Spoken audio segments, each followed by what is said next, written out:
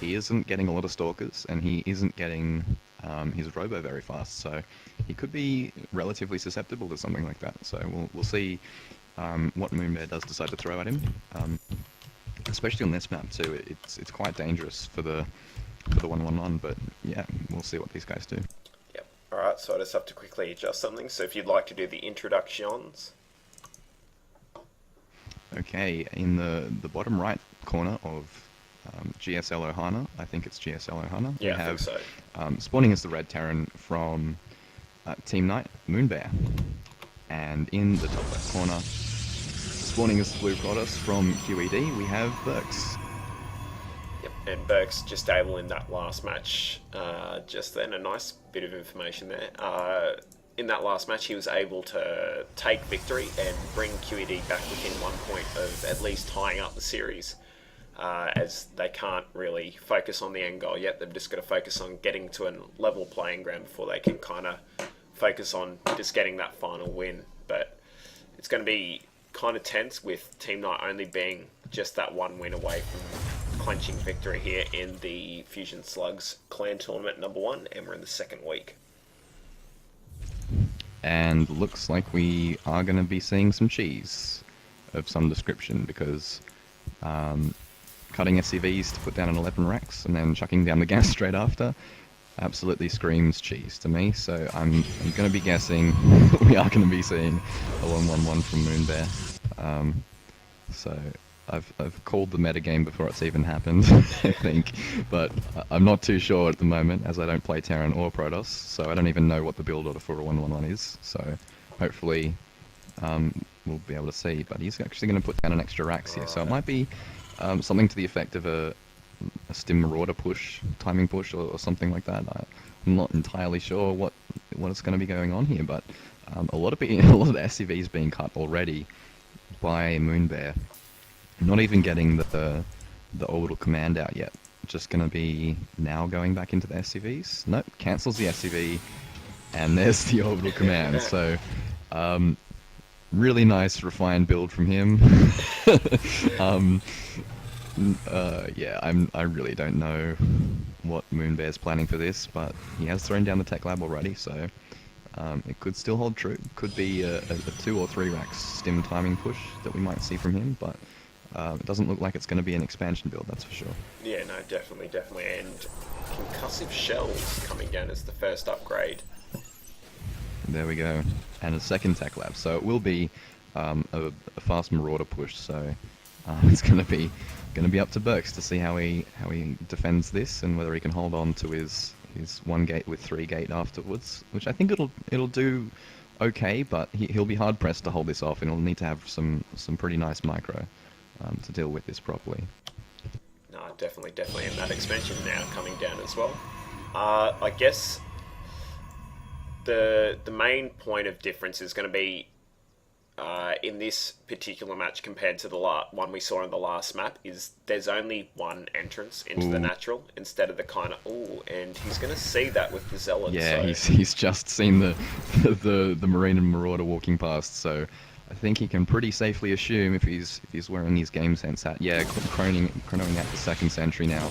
He knows what's going on and he knows what's up. So yeah, and now he sees the concussive as well. So he definitely knows what's up. It's going to be a 2 racks stim timing from Moonbear, but he is just chilling out at the moment. Actually, he's not producing anything at all. Might be just concentrating a bit hard on microing these units. Tickle Beams and Probe Taser is actually going to take out his first Marauder and Marine, so nice little bit of micro there from Burks, able to continue to hold off this push, and with Moonbear's macro actually falling behind a little bit, he's going to look to hold this off with relative ease, I would assume. Stalker actually now up on the field, and Zealot coming here too with the probe to tank a bit of damage. Really nice little bit of micro from him here, and he is going to hold this off just fine, one would assume. Yeah, no, and with the additional gates finishing up now as well, I think he should be A-OK to hold this as long as the shields don't spontaneously just crap themselves on the Nexus, which they won't. Yeah, spontaneously combust, yeah, hopefully not. Yeah, and now this Marauder pressure has been shut down. 2 more Marauders being rallied in, but they will fall very quickly to the force that Burks has, and really, Moonbear is in a bit of a dire situation at the moment. He is actually nearly 10 behind on the workers at the moment, behind on army supply, doesn't have an expansion up, and there are proxy pylons going down for Burks. So looks like he's just going to be knocking on the front door of Moonbear here, and yeah, it doesn't look too good for Moonbear at the moment. He will throw down this command center, but with no units to defend it, he's going to be hard pressed to come back into this game at this point.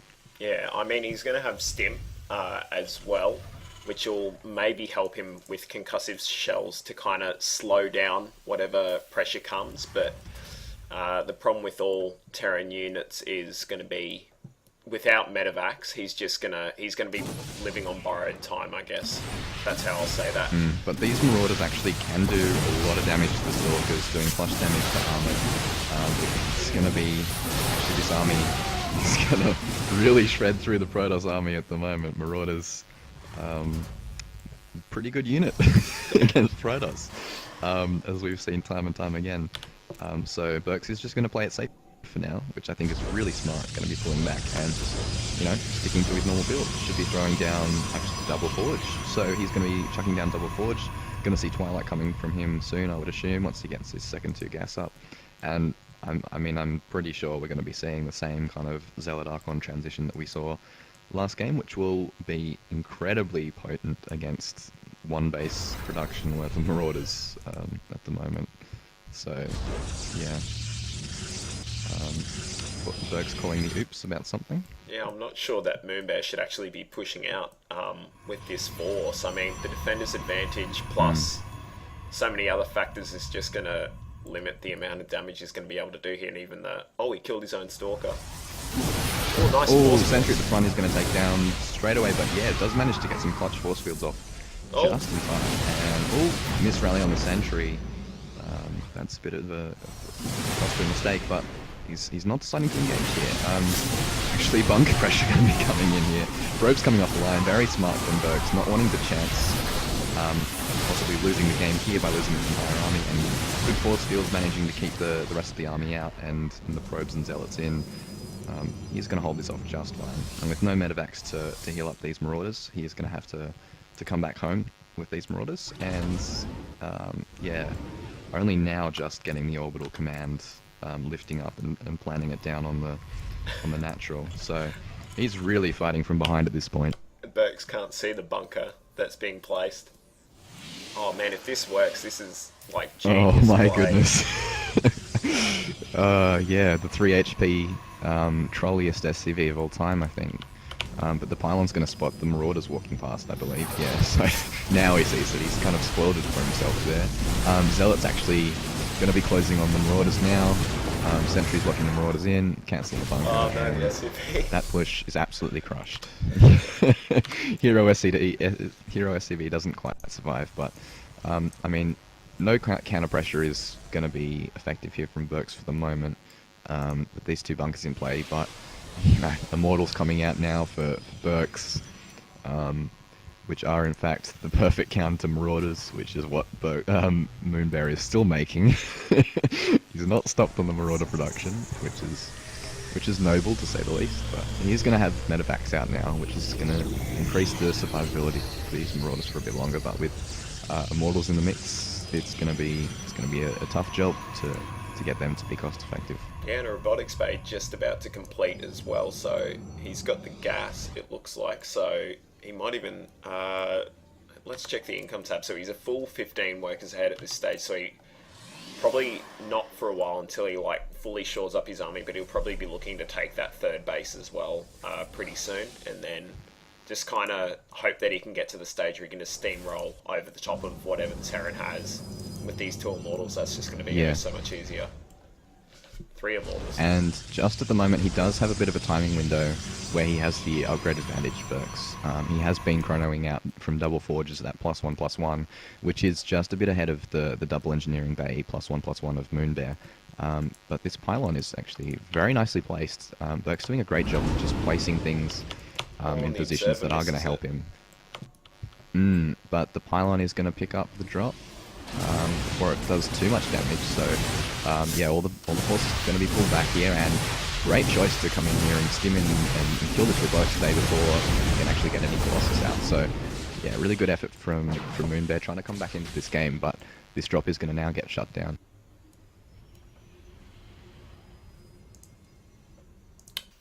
Yeah, no, I wonder how, oh, that proxy pylon looks like is that the same proxy pylon that's been there all game? The one down. Yeah, he actually put that down.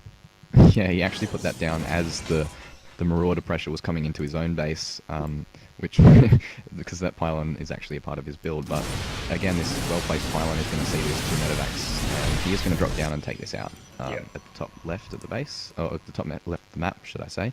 And yeah, now a lot more gateways going down for Burks. Going to be transitioning once again into this Zealot Archon with the Templar Archives coming down. And he should be looking to take a third base sometime soon, just to press that advantage even more. Yeah, no, and just to harp on it again, the choice to, instead of like just killing one pylon and then lifting out, but the choice to kill that robotics bay is really important, or facility I should say. No, bay, I was correct the first time. All these medevacs aren't that much fun. Yeah. No, or is he? He's not going to get 2 Marauders out of that entire group, so big loss for Moonbear there. Could have done potentially a lot of damage to maybe, even Sniper Nexus with that 2 cartloads of Marauders there, with quite high damage to buildings, but those 3 Stalkers, 4 Stalkers, they were making themselves incredibly cost efficient, killing those 2 medevacs. And now we do see Burke's going to be knocking down the rocks, and he will be taking his third. Going to press his economic advantage even more. Yeah. He does have the worker lead still. It has come back quite close, but back close to even. Excuse me. But Burke still does have that lead by just a small margin. But he will, with triple Nexus production of probes, he will look to stretch that gap even further out. Yeah, no, and we've got a bit, as you were saying, we've got that Death Ball army kind of coming out now, and with, he'll nearly have enough energy for storms, but yeah, even with that reinforcing pylon, has Moonbear even been able to see the pylon? No, so he's just in such a good position at the moment. He's playing it nice and slowly, he's not rushing anything, he's playing it the way he wants to play it. And so, I mean, the sky's the limit with how much further this is going to go for Moonbear. He could just wait until the very end, but it looks like a bit of a doom drop coming. He could stretch this out into a 40-minute game and still, just to be, 100% certain that he's going to win. And it looks like him not actually moving his army is going to work out here, just because of the response time, and the cannons are actually quite nicely placed. Yeah, excellent placement on the cannon. Actually going to target down the empty medevac first. So he does manage to unload everything here. Could potentially snipe a Nexus, but he has no escape path from that, from all the Zealots other than to pick up and leave. So only manages to kill a single cannon for his troubles there. Does disrupt a bit of mining time on the third though, and he will scout that there is a third, but there's not really much chance of him putting down his own third with this proxy pylon as close as it is. And it looks like Burke's actually just had enough now. Just hitting, nearly hitting 200 he's decided. Now's his chance. He knows that Moonbear doesn't have that third, and that's going to seriously impede his ability just to have stuff at the end of the day. So, and actually so smart from Burks actually doing the Zealot Archon switch, because Moonbear seeing the Colossus Den actually blindly left the Vikings, and now, there's a lot of dead fire coming this engagement. Once the smoke clears, there's the Zealots are going to absolute town, Vikings being landed, but it's not going to help. SCV's coming off the line, actually good, close to hold it, but the Archons and the Immortals are still alive, going to do splash damage to all of these light units with the Archon. All the biological units, and actually the Archon does fall, and he's nearly going to hold on here. It's pretty close, but it does look like all of these units are going to die, and he will have this reinforcing pylon. Zealots being walked into the third, coming in reinforcement, and that will be the GG. An intense game after a bit of failed stim and marauder rush. And Burke's throwing out his mind. Throwing out a bit of mana on chat there, so I think that's probably prompted Moonbear to stay in for just a bit longer than he might have otherwise in this game. Wanted to, yeah. So we'll have to see if he lifts off his command center and flies to the edge of the map. Oh, for the sake of everyone watching, I hope yeah, not. But it we're does going, look yeah, quite we're going over. to ace match, baby.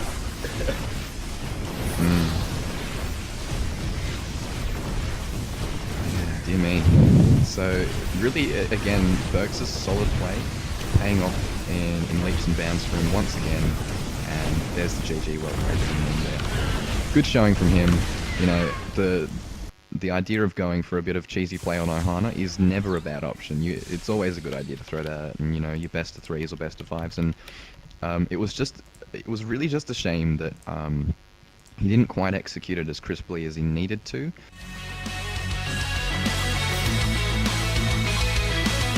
This is round 2 of the group stages. I don't know if there's any stages after the group stages, but that's where we're at the moment. So we are going to have this PvP on, once again, GSL Daybreak between, in the top right corner, we do have, from Team Knight, spawning as the red Protoss, we have Free.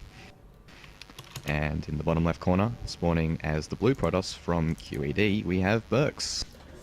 Yeah, now Burks is, in the last 2 games, exhibited some really nice play to be able to bring QED back from being 4-2 to tie things up in this series, and it's now match point of the whole thing. It's a best of 9, just like GSTL guys. And for those wondering, I saw at least one question. This is being played on the Southeast Asia server, and yeah, we're in for quite a game here. First PvP of the night.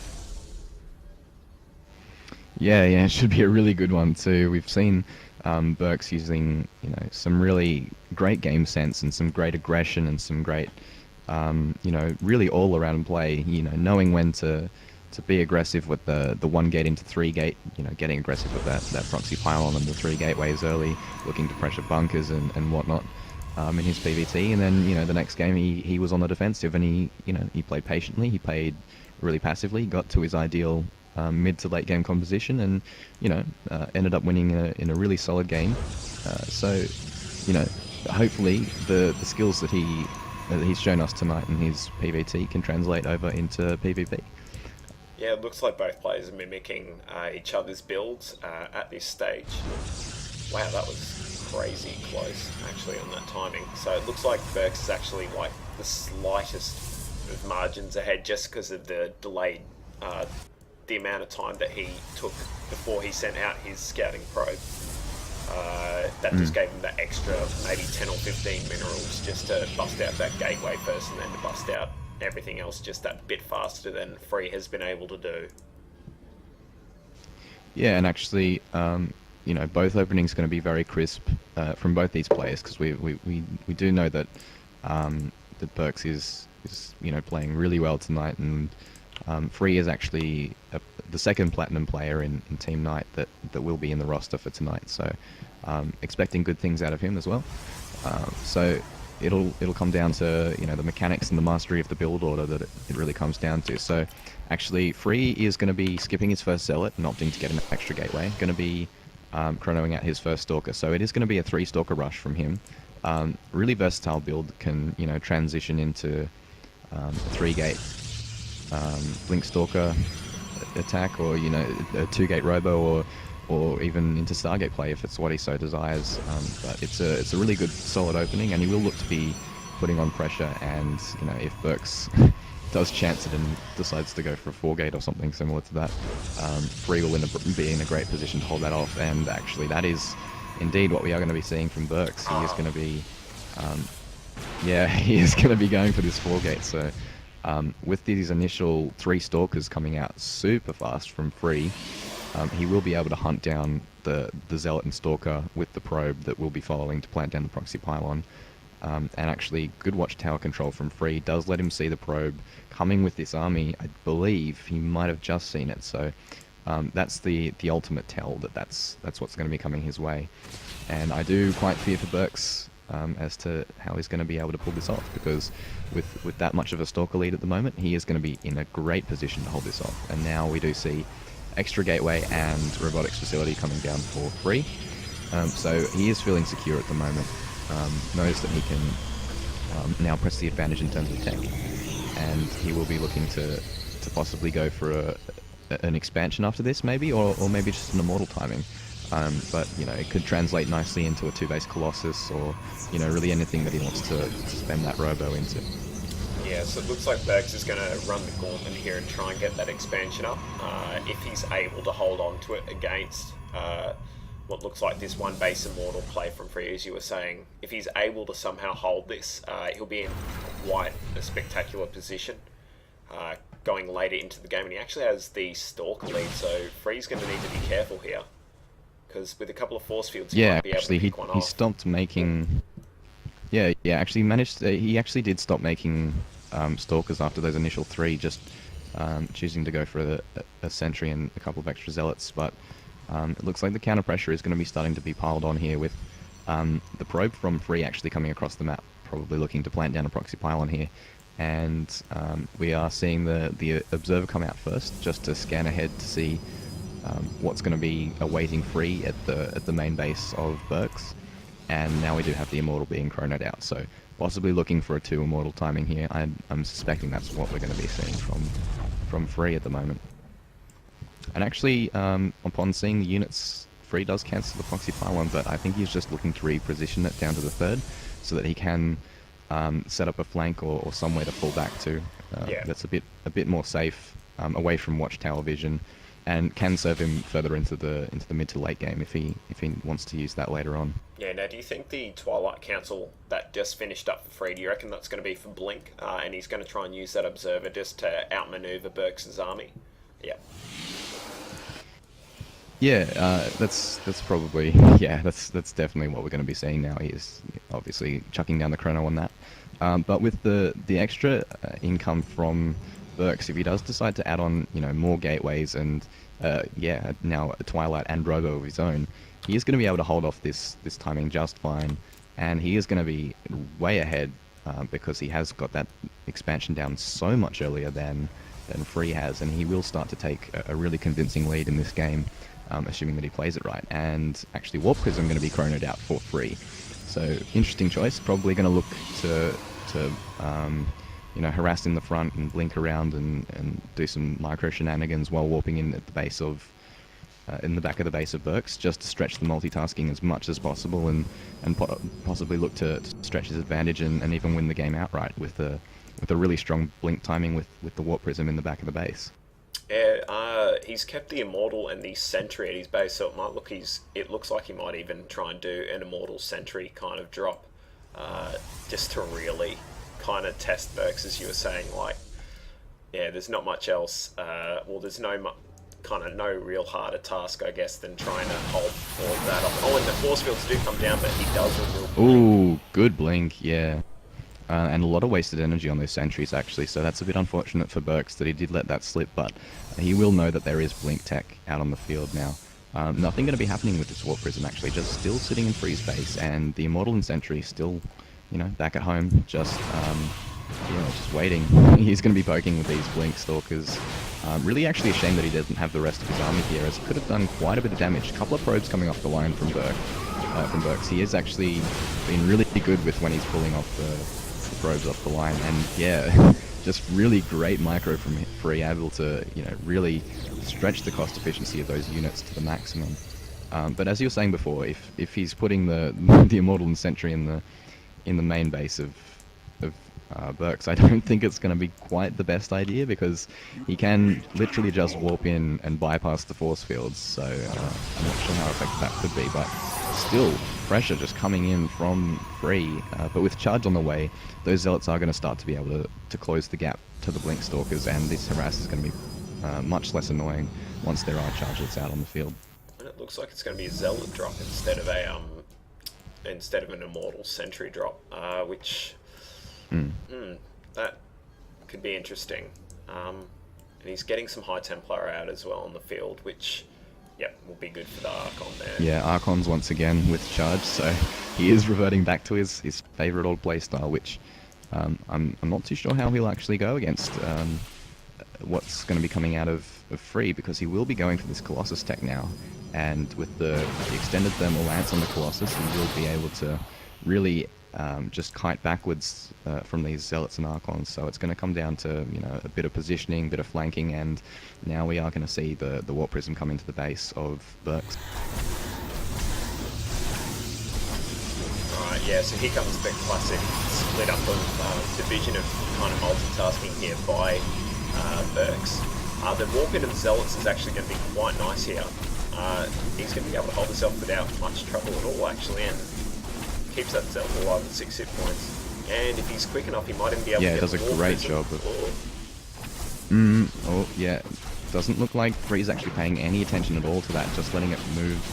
He's going to get it. Oh, it's going to be close. No, doesn't manage to get the last hits off, but... yeah. You know, not the worst harass from Free, but really good hold from Burks, not letting up his defense at all, managing to keep everything alive and keeping his bases safe. So I feel like Free's maybe undercommitting to his attacks a little bit, just leaving, you know, so much of his army back at home here. This Immortal could have played a really vital role in taking out, you know, Immortals and Archons and Stalkers. But, you know, just a real undercommittal by Free, you know, only putting half of his forces in a place that they're vulnerable, and the big death wall of Burks is just going to eat them all up. Yeah, no, definitely. He needs to be careful about kind of how he's positioning this, and then how he's positioning his Colossus as well. Burks does find a proxy, or at least one of the proxy pylons, so he's going to be able to at least take some of the nice pressure grab off on his that one. shoulders. Yeah, possibly looking to expand and take a third here. He is starting to flow a bit more minerals than gas, which is...